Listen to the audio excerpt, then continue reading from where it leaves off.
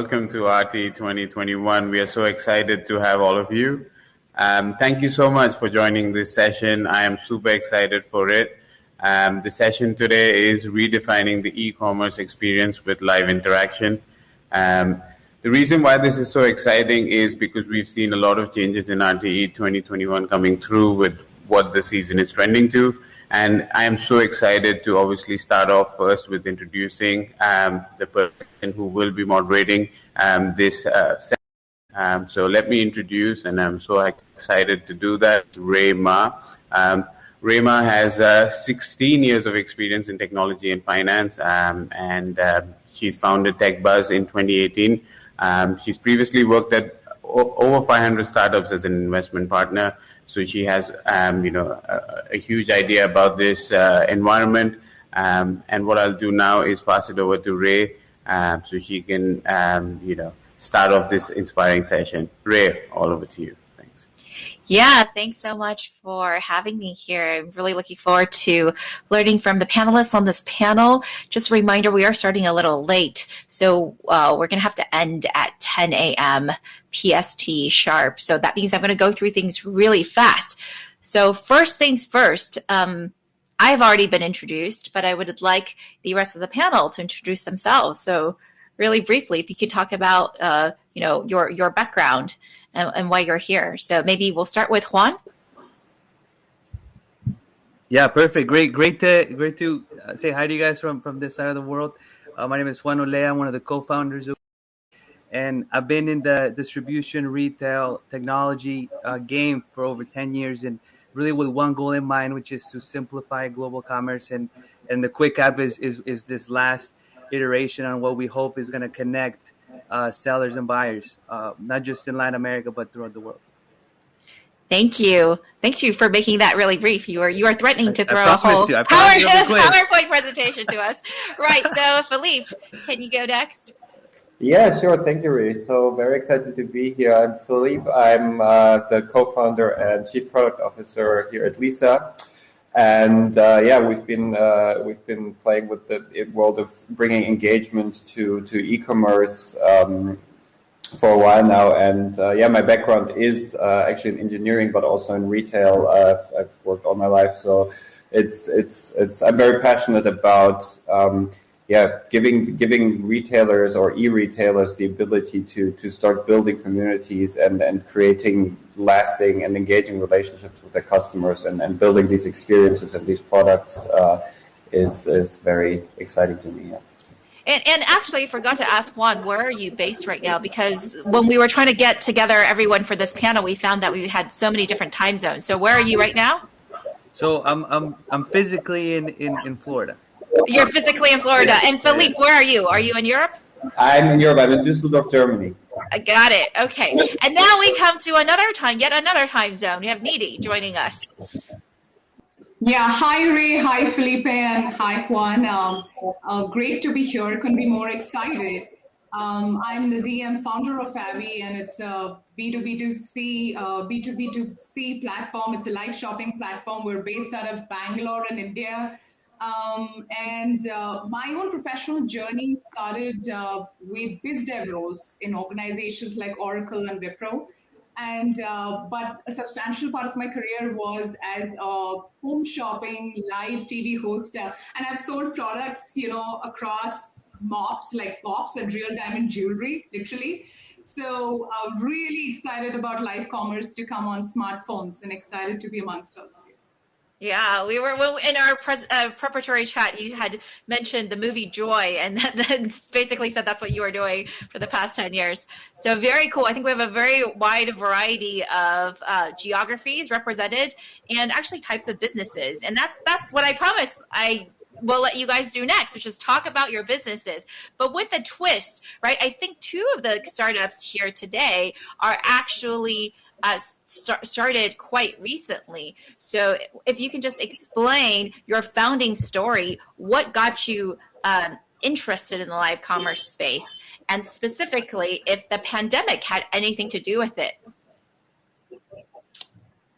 And so maybe we can go in the same order just to be less confusing. And yeah, because I know we have a little bit of an audio issue. So yeah, Juan, please go first. Yeah, no. So actually, yes, Kuick is what I call a COVID baby. It did come out of COVID, and really one of the things that we did prior to Kuick, we used to distribute products. So when we start, the COVID happened, and people obviously needed masks, tests, all these different types of products out of China. We couldn't go visit. So what we start doing is these video buys. We needed to know the factory had the product. We needed to know it was for us. So once we start doing this and we start buying, relatively high volume products, we start saying, wow, this is a very interesting way of buying. And then we start looking into, is this even a thing?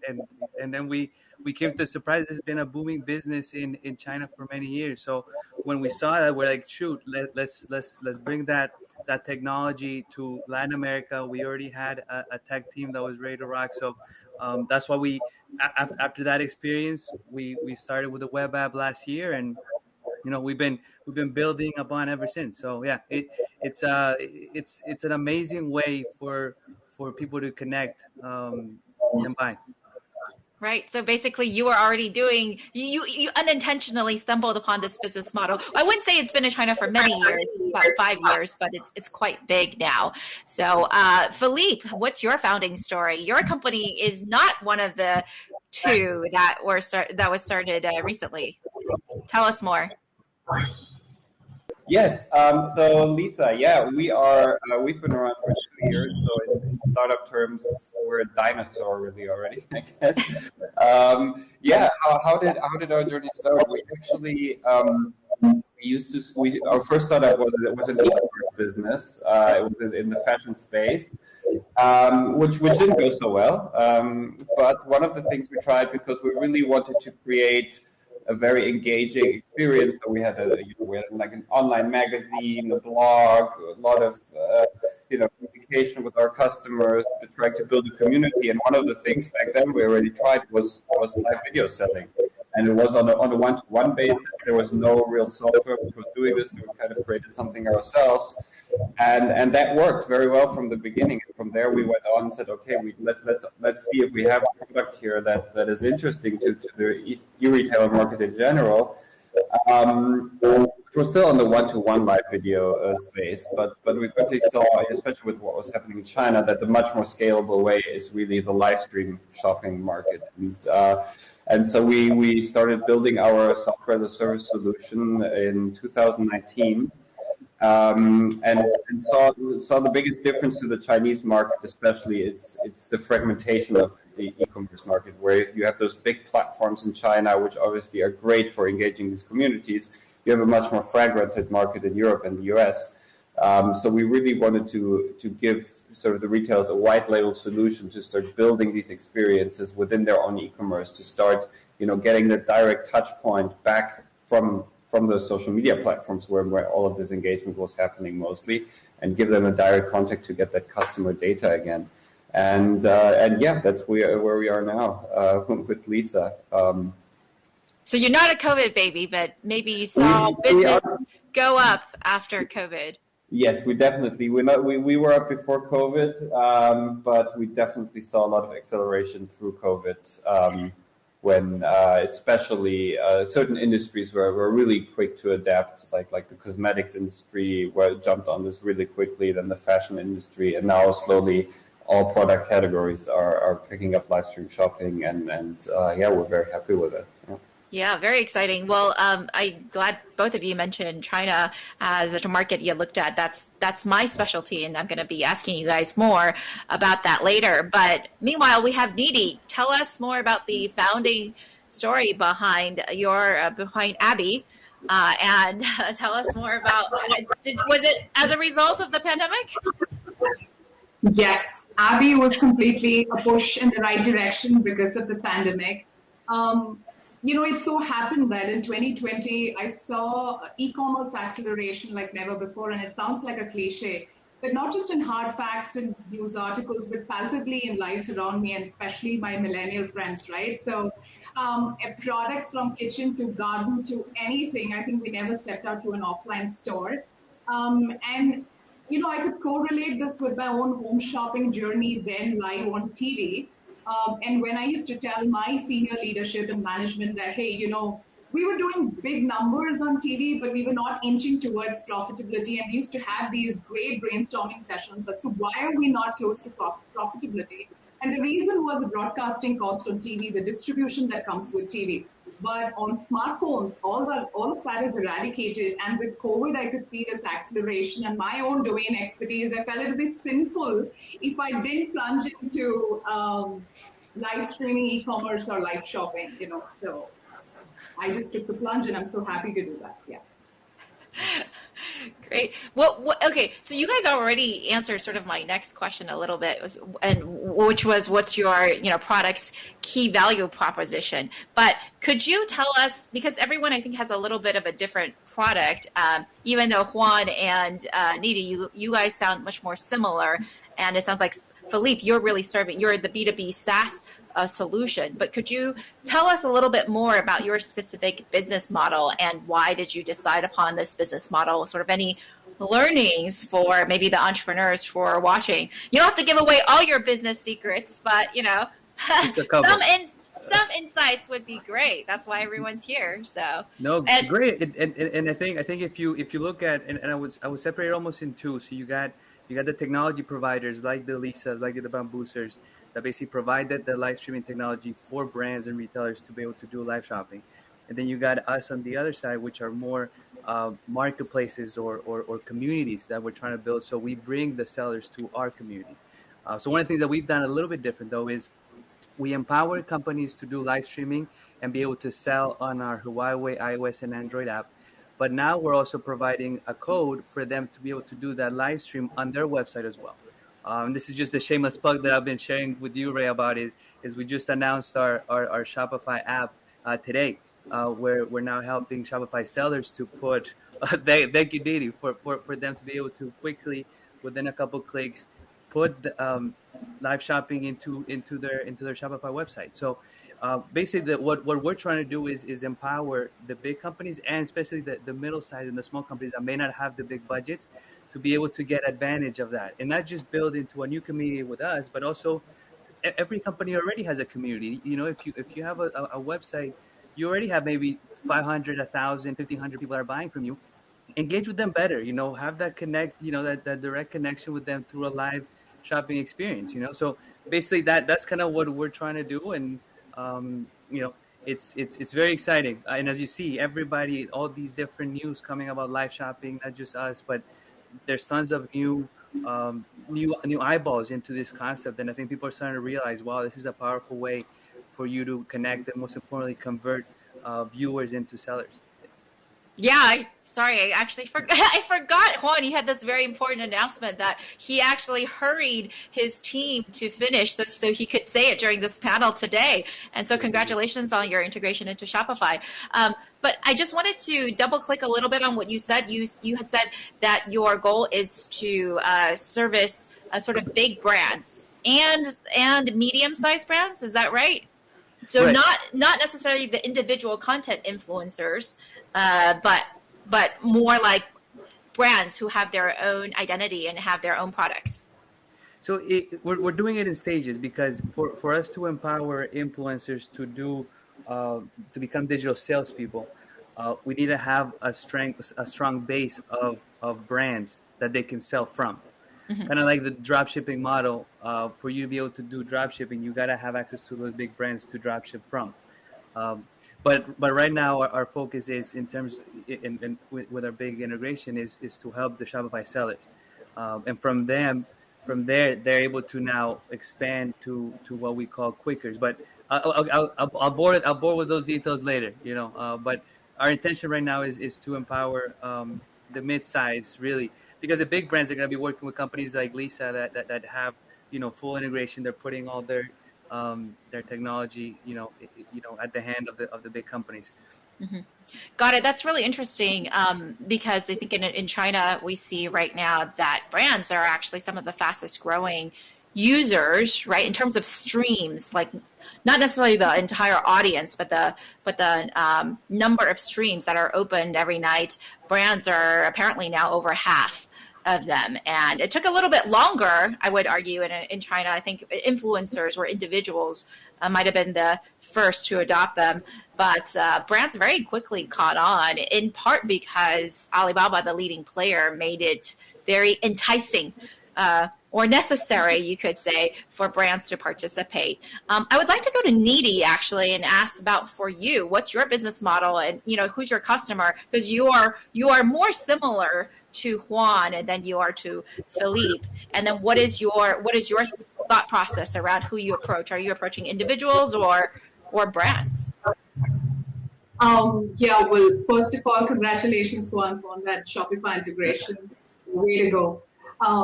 Yeah, we're more similar to a B2C or a marketplace kind of model. And we are basically building an ecosystem. So there is value proposition, of course, for the shoppers, for our target audience.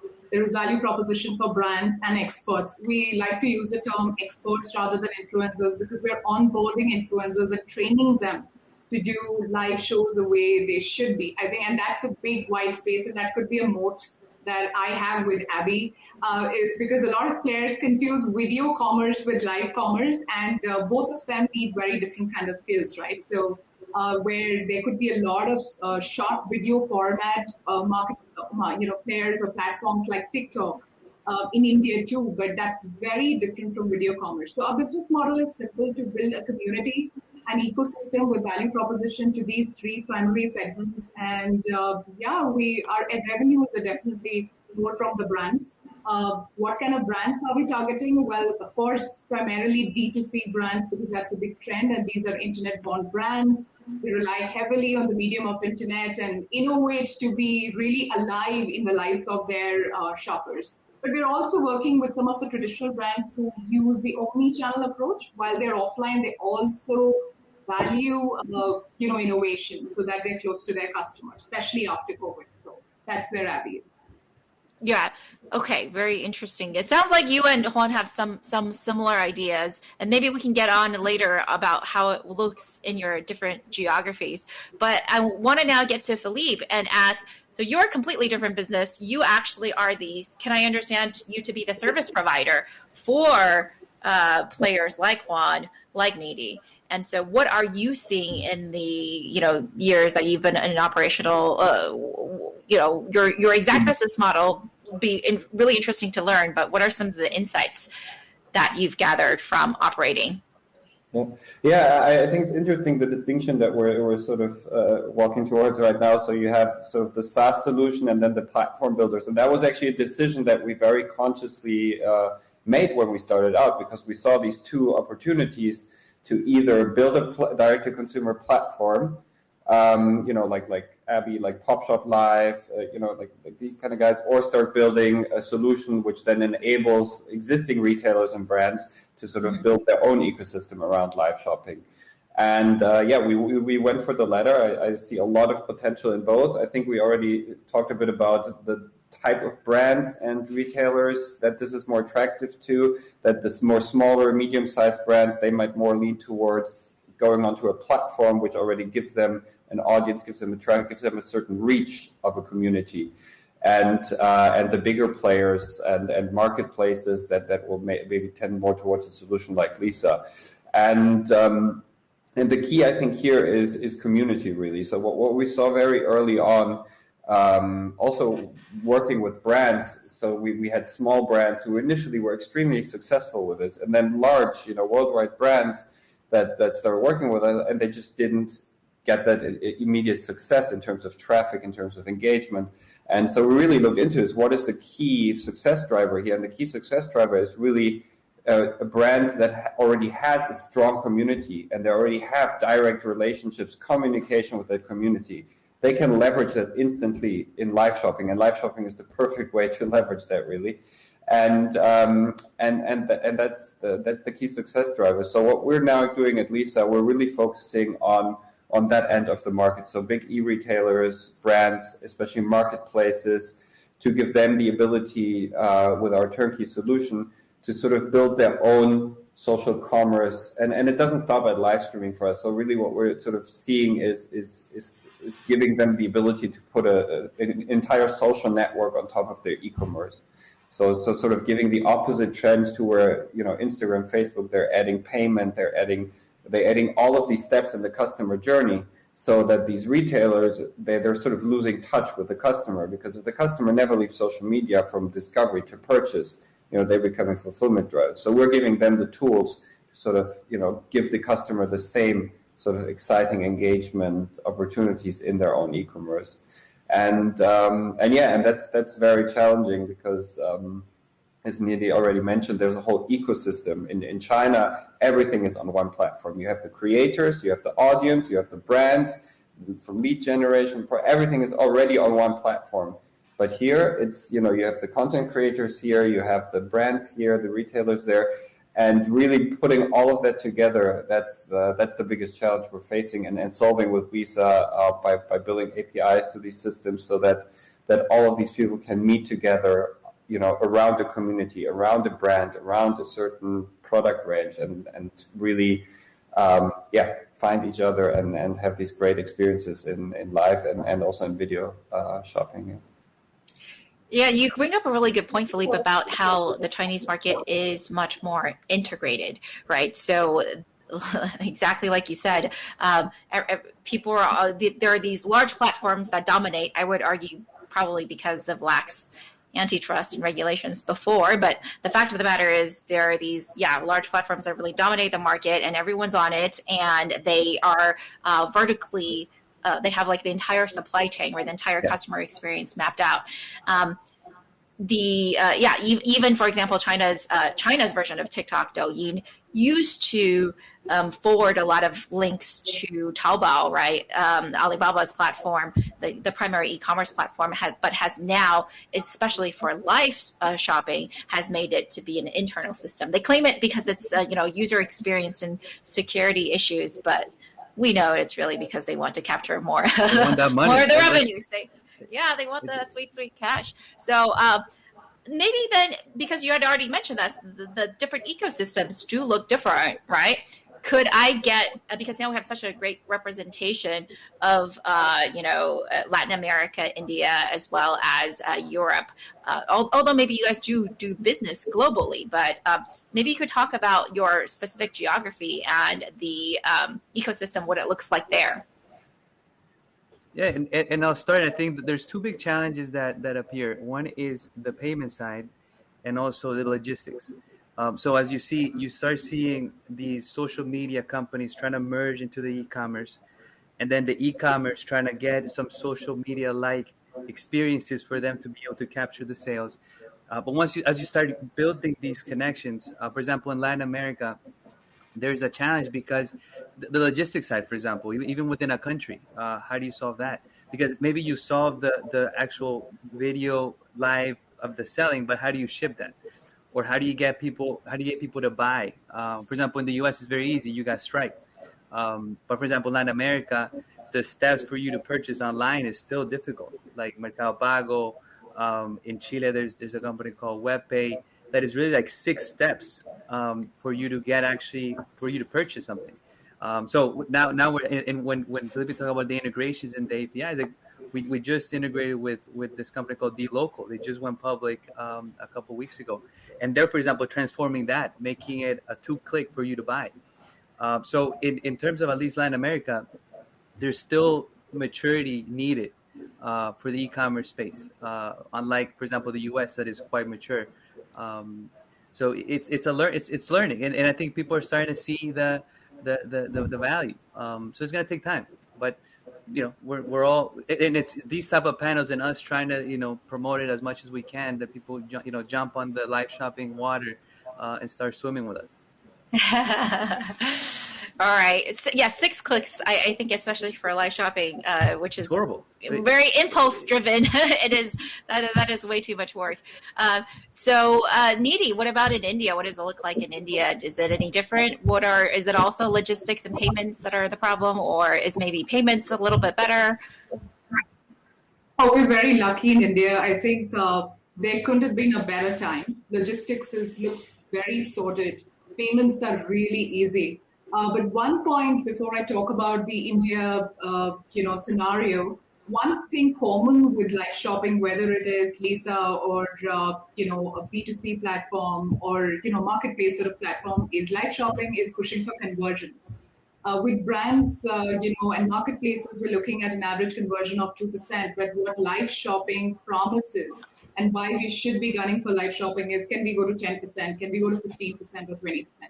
And that will happen with creation of a community. Either the brand has a community of its own and uses a platform or powered by Lisa and communicates to the community that it has, or it comes to more a marketplace sort of platform like Abby, where there are network effects. So what happens is brand A comes and pulls the shoppers of brand B as well. So there's a lot of network effects, and the scenario right now I think is really awesome. Of course, we will need to do a lot of innovation. How do we really integrate with the brands very well? How do we ensure that shoppers never really drop off for anything, whether it is pre-purchase or post-purchase, right? So how do they really stay on the platform and they never have to go somewhere else? So these are some answers or questions that we still need to answer. But in terms of logistics or payment systems or brands or shoppers, I think India is pretty sorted.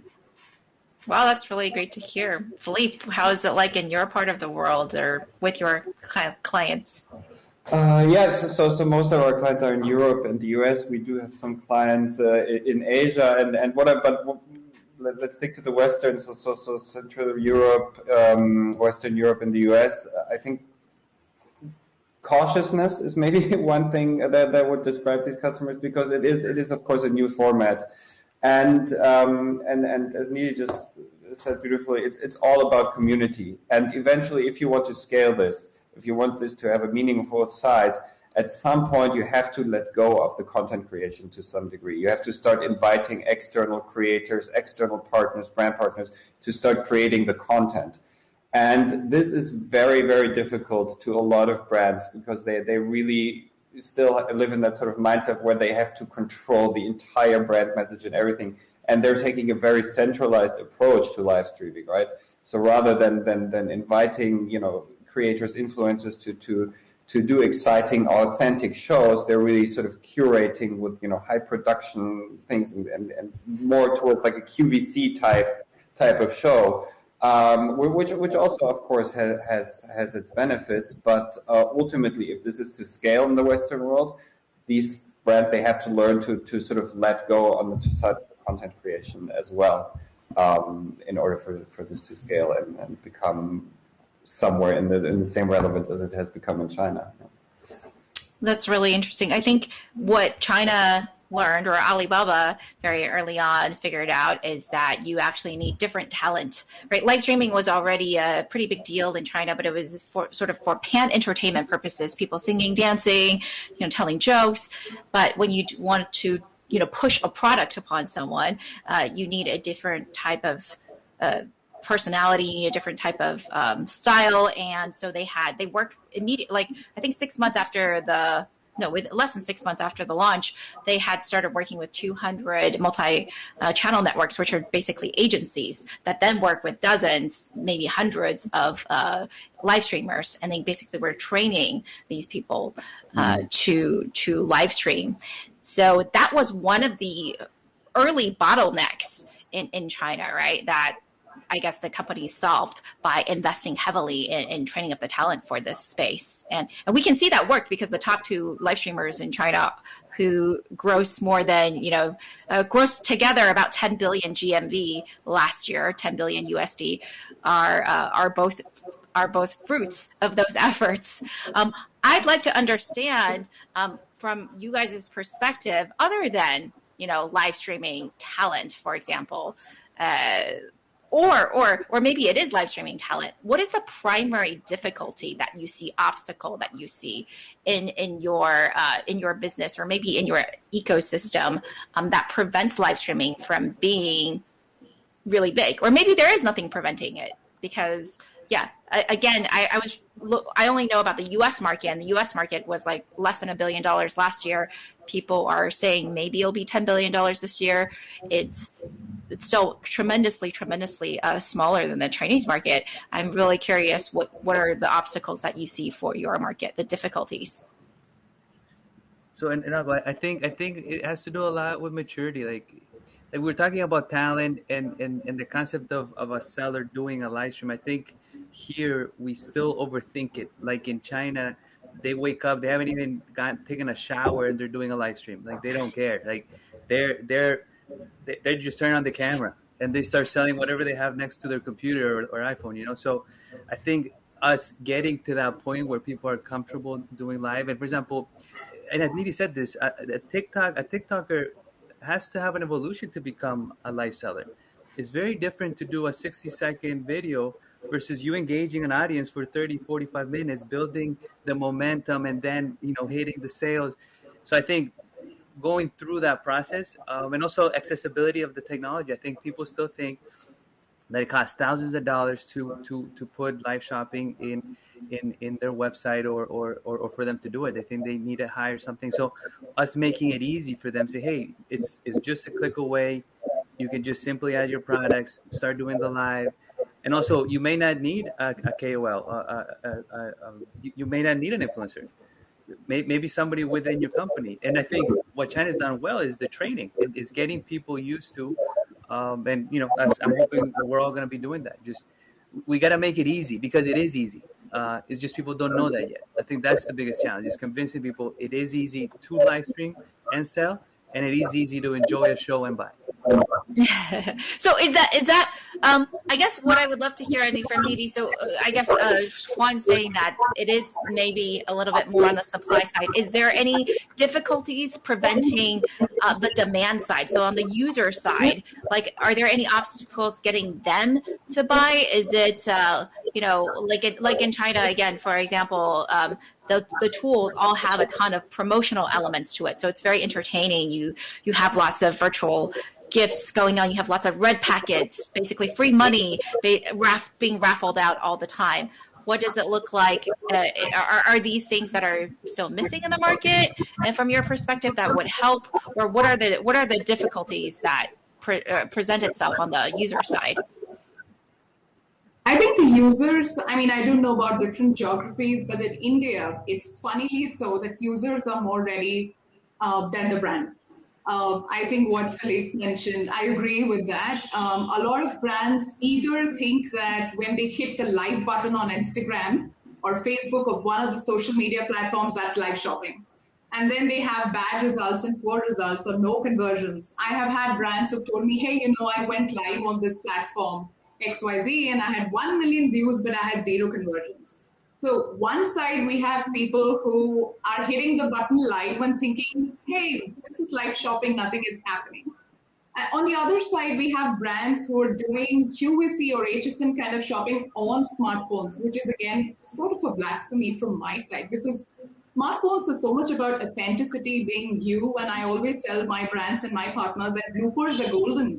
They're fabulous opportunities to connect with your audience. Laugh at your bloopers, that's when the audience knows that it's not scripted, it's a real show, and they want to ask you more questions. So I think it's a natural progression. Some of these challenges are very natural, right? Anytime when you're building something new, it's a wide space, it's a greenfield opportunity. We do not have examples except in China. So I think some of these challenges are very natural, and I think in a year or two, when we have multiple players in each country or geography, I think people will adapt. But here in India, it's funny that users are ready. So I'll tell you a funny thing, like brands don't want to go live and sell on their platforms. Some of the brands say that, hey, it sounds so pushy and so unbrand-like. Whereas shoppers are saying that you've made fabulous products for us, and I want to know about the product, get educated, but also help me shop easier. But the brands think that if I sell, it'll sound so not like it. So that's a traditional brand mindset, which is still percolating. But yeah, that's the situation here in India. Yeah, So Philippe, I was gonna say that it sounds like the other two speakers are telling us that they perceive supply, which I'll describe as the brands, the influencers, the people creating the content for live as being the barrier or more of a problem. Would you agree with that? I think it's all about bringing the right people together, and that's when we onboard new customers. I mean, we always sort of really look at what are their intentions with live shopping, like where they want to go, because usually, I mean, we're still in the stage, not with all, but for many it's still a pilot project, right? And so they come up and they want to have a pilot project for live shopping for 3 months. And then we ask them, what are the KPIs you want to measure? Like, how are you going to say this is a success? And a lot of them initially say, turnover and traffic, right? And we tell them, no, first, traffic, it's about matching the right audience, the right community with the right content and products, yeah, and then measuring their engagement, because great engagement will tell you whether these people are really interested in what you're showing them, right? And nobody comes for live shopping. Live shopping as such is not a value proposition, really. Live shopping means just that the customer journey from discovery to purchase is very simple, but they come for the content, for the stories, for the products, and getting that right and measuring that engagement and finding that sweet spot. And it may be that they have different customer groups for whom they're creating different content, different shows. And then once they have that, to grow that out. And oftentimes it's not just trying to get 10,000, 50,000, 100,000 people into a show, but rather having, being on all the time. And I think that's where this is heading, not singular events, but building a channel that is constantly live, or multiple channels where people just join who are like-minded and who are interested in the content, and then the conversion follows naturally. Yeah, that makes a lot of sense. I think consistency is key. In fact, on the Chinese platforms, that's what you get rewarded for. If you sign up as a live streamer, you get extra rewards for, live streaming an hour a day for 30 days in a row, or whatever. You get special rewards and rights because that is a lot of what it is. It's just about consistency and showing up. I would like to invite people in the audience to ask questions. You can put it in the chat or the questions tab. We have about 15 minutes left. Meanwhile, I'll continue with my questions. I'd like to ask, we've talked a lot about live shopping, and then Nidhi, you said something earlier about, it's very different from video shopping.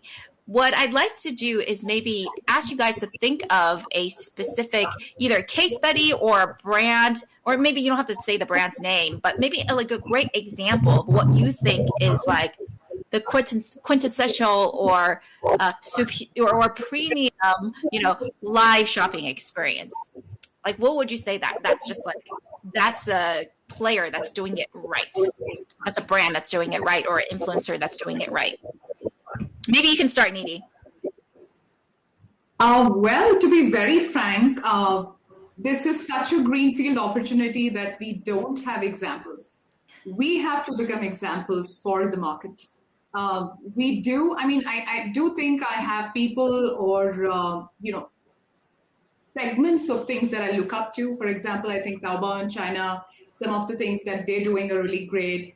And then you have some experts, whether it is on HSN or some of the Chinese platforms who are doing a fabulous job with live shopping, or a South Korean market that they're very good with home shopping or live selling. But I think one player which is doing it right, we don't have that. So that's an opportunity that we have to become examples, I would say.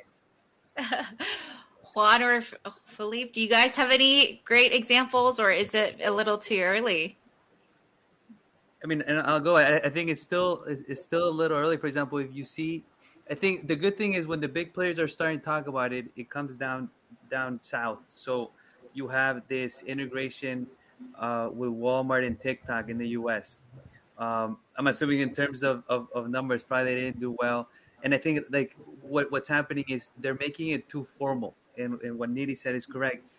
This is an interaction. You have to engage. You have to build your community. So there has to be mistakes. It has to feel real. And if you look at Gen Z and millennials, that's what they're looking for in a brand. They're not looking for this rigid relationship. They want to connect with you as a brand. So as and I don't think, for example, in the US that hasn't happened. For example, you got Amazon Live that's been out for 2 years. They have it in a page that nobody goes to.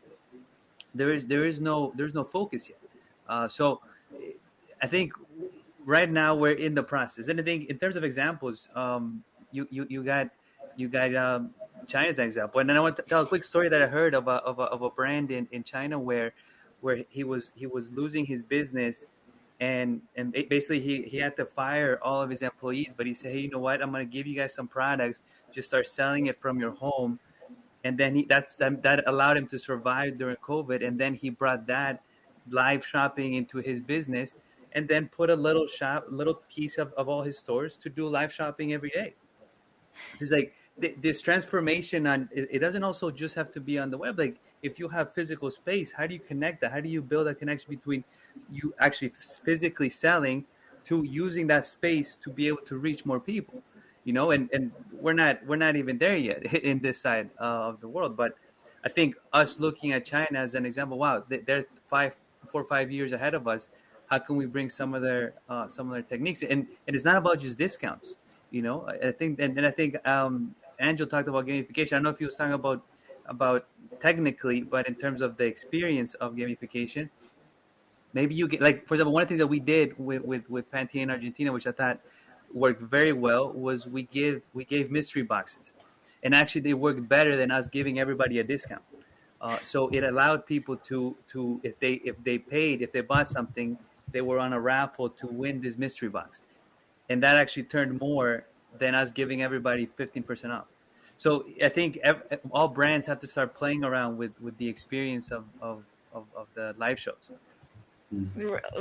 Really good point. Thanks for answering that. Philippe, what about you? Do you have any examples of great case studies, brands that everyone should look to and be like, that is the live shopping experience we all deserve? I think I do. Yes. So we have a couple customers who are really successful, and maybe one or two to point out. One would be, for example, Charlotte Tilbury, the cosmetics brand, who are using Lisa in the UK and the US, and they were very successful from the get-go and are continuously growing this channel. And there's two things. And one thing is they already had a very strong community. Like they were already in direct communication via social media with their customers, already creating events. So there was already this community feeling, which helps that initial push when you start with live shopping. But also what they did is they instantly started building a channel. They didn't say, okay, we're going to use live streaming and we're going to start doing individual shows. And, most brands, they start doing maybe a show a week or even a show every 2 weeks. No, they said, we're building this channel. And I don't know, they have 60 or 100 makeup artists who are their own like in-house KOLs. And they have a schedule and they're going live daily. So I think that there's like 4 or 5 shows every day going live, and they're promoting the channel as such. They're promoting these events, the content, rather than saying, okay, we have this show on the 10th of September, everybody join. That's not the right way to go. The way to go is to say, hey, we're offering you all of this amazing content. Come and check it out, and pick which one you want to see. So they're very successful with this. The same with Avon in the US. Which is a great story. They came initially to us due to COVID because they have their annual conventions, because Avon is a multi-level marketing company, right? So they have these representatives who resell their products, and they have a convention, and they couldn't do it in person, so they looked for a partner to host a virtual convention, but they also wanted to sell products. So we hosted that convention, and from there on we went, okay, why don't we do this for our end consumers as well? So they started doing live shopping to them, and now they're actually going to use our Multi-X product to enable all of their 100,000 representatives to do their own live streaming channels towards the end customers.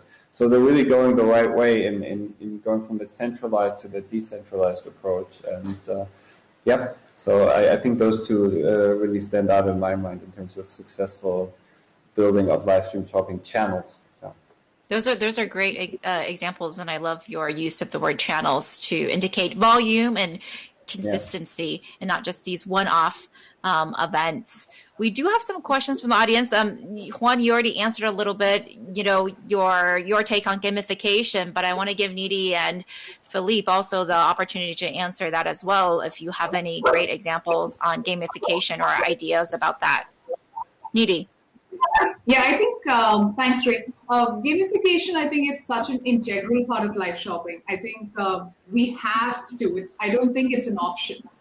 Because, like Philippe mentioned earlier, that nobody is just coming to shop. Although, yes, we're making a destination where the intent to shop or window shop is really sharp. But then we have to look at shop attainment, that we're talking, and the feeling of community. So, 62% of Abby shoppers rate real-time chatting with the expert as a favorite feature. So that is the power of community. And when the community comes together to really keep them light and happy and enjoying the shopping experience, I think things like, if you're the first person to buy, you get this gift hamper, little things, right?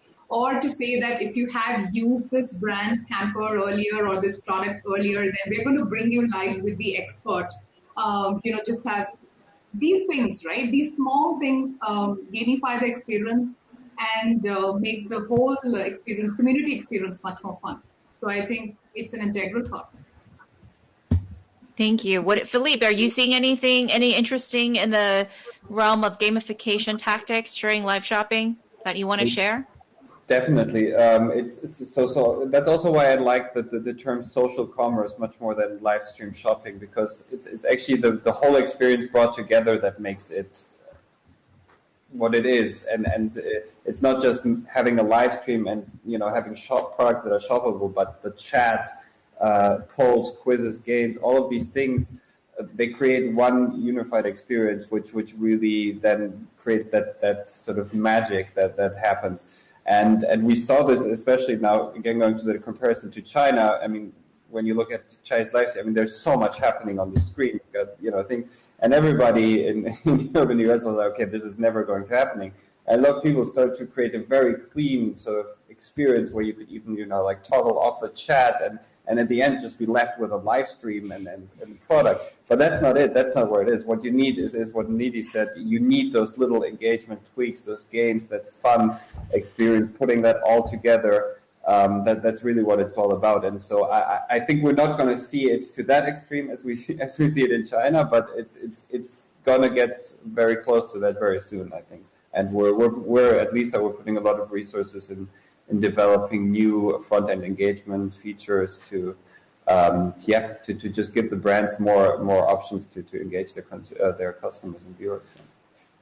Yeah, interesting. Yeah, if you have never been on a Chinese live stream, suggest you can just probably go to YouTube and look at some screen recordings. But yeah, there's a lot of stuff going on. But most of it, I would say, is around some kind of giveaway raffle that's happening, much like what Juan was saying, the mystery box. But it's not a mystery box you receive in the mail. It's a mystery box you just sort of receive in chat into your e-wallet. We just have a few minutes left, and I want to maybe get to one more question. This is a little bit detailed, very detailed, but maybe I can broaden it just a little bit. And my question would be, so I wanted to know what is sort of like the live, sort of the minimum number of viewers that you would want to suggest before you start, live streaming maybe more consistently. But instead of that question, I like to just make it a little bit more broad and just ask you for one piece of advice that you would give to people in the audience who are either brands or influencers, what have you, thinking about starting a live stream. What is sort of one advice? Maybe like very tactical advice if possible, right? Like start this account first, or don't think about it unless you can commit an hour a day, or what have you. Juan, and you look like you're ready to answer. I'm ready to go, and it's very simple. Download Kuick. Get a Kuick streamer account to start live stream. No, I think it's, if you want a tactical, I think start. And don't worry about the amount of viewers you have, because if you think about it, the average rate is around 10% conversion, right, for live shopping. If you get 10 people, you get one sale. So I think it's the starting, and once you start, you will get better on your engagement, on your offer, on the gifts, because again, it's not always about offering a discount, again, a mystery box or something. So I think that the tactical advice is to get started, and to start promoting your brand. Build a deeper connection with your customer. That's it. And that's what the customer wants now. They don't want and I think even bigger brands are starting to see that. Now it's dangerous for big brands, because in a live you could say something silly and it could affect your brand. And I think that's why bigger brands are kind of being positive, because what if I hire a KOL, a millennial, and says crazy stuff about and how is that going to look for my brand? So there's risk involved in doing live things, but it's the authenticity that people are looking for right now. Nidhi, do you have a piece of advice for a brand or a live streamer looking to get started? Anything tactical? Well, this is what I did in my career, and this is what we still do. Be human, be authentic, like Juan said. I think real-time engagement, right? The best thing is human-to-human connection, us talking in the same room over a cup of tea. But if that can't happen, let it be as real as possible, as authentic. Obviously, do a little bit of homework about the words that you should use, the terms that you should avoid do's and don'ts. But I think just be authentic, be yourself, just be empathetic for your viewers or shoppers, try and understand who they are, and you'll do well. All right. What about you, Philippe? Do you have any advice? I can just chime in with Juan and Nidhi. It's all about that. Don't overthink it. Be authentic. Do it in a way that's scalable. Don't go out hiring marketing agencies and production companies and because that's not going to be replicable and not scalable. But really go for it and start building an audience that is engaged, and the rest will follow. Optimize for engagement, not for traffic, not for sales. Optimize for engagement, and then try to replicate that success, and then organically grow your audience. That's in my opinion the way to go. Got it. I think you guys really agreed on that last point. So I think it's a good time to end, because we are out of time, and I want the audience to be able to go to the other sessions. The companies featured here today were Kuick, Abby, and Lisa. I think it's pretty easy to find them online if you are in the audience and feel like one of these services could serve your needs. So thanks so much, everyone, for being here. It was a great session. Hope you enjoyed it. Thank you so much. I Thank you think that was flawless. Thank you, everybody. Thank you, guys. Thank you, Rio. Thank you so much. All right. Thanks, everybody. Thanks for having us here. Yeah. Awesome.